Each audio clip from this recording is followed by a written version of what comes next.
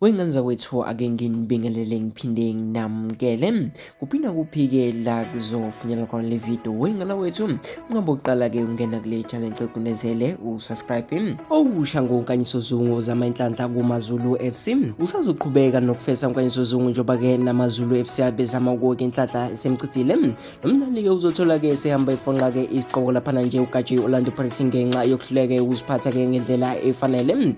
IPirates ke beyimbolekise ke noma beyimbolekise ke kwiRichards FC ke uNkanyiso Zungu ngesizini ke edlule nakhona ke wafike wahlupha ke waxoshwa. Uqale amalungiselelo esizini entsha ke esiqesha neRoyal emuke evela ukuthi ke bezimisele ke ukumsayinisa. Lokho ke njengoba ke isamisiwe yiFIFA ke ekusayiniseni abadlali abasha.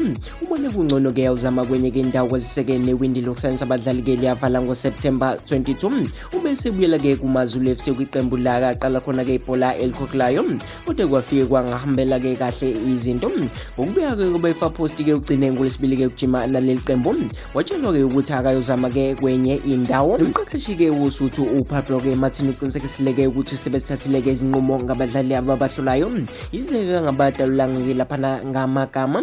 Ngaphezulu kaNkanyiso Zungu ke bekukhona ke iphumla ntshangase ke nomgadli waseKenya uVincent ke Oburu. Uma ke sithatha ke isinqumo ke akumina nje njengomqeqeshi kuphela kodwa ke kukhona ke nabamele iqembu. Ucashe unesho kanjena ke uMartin khona ke umengameli ke kube yibhodi lengamele iqembu kubeke nesikhulu ke siphezulu ke nabanye abantu ke abathintekayo ke ngezinqumo.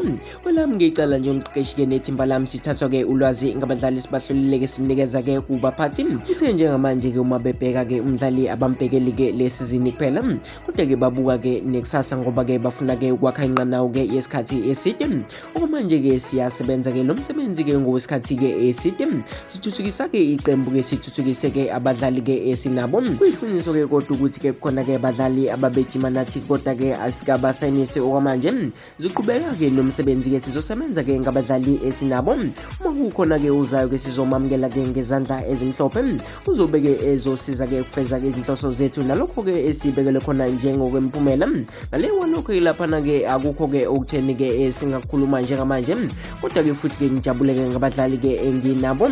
Uvela ukuthi ke kulaba ke babehlelwa ke nguntshangase kwazile ke kuthatha ke amehlo abaqeqeshi futhi ke sebazitshelile ke noma sebatshelile ke abaphathi ke ngalokho. Wengenza kwethu ke semphuma njalo ke mina ngiyintatheli yebhola ya ku YouTube. Mhlawumbe uqala ke ukubona ivideo nomngena kule channel cugcinezele usubscribe.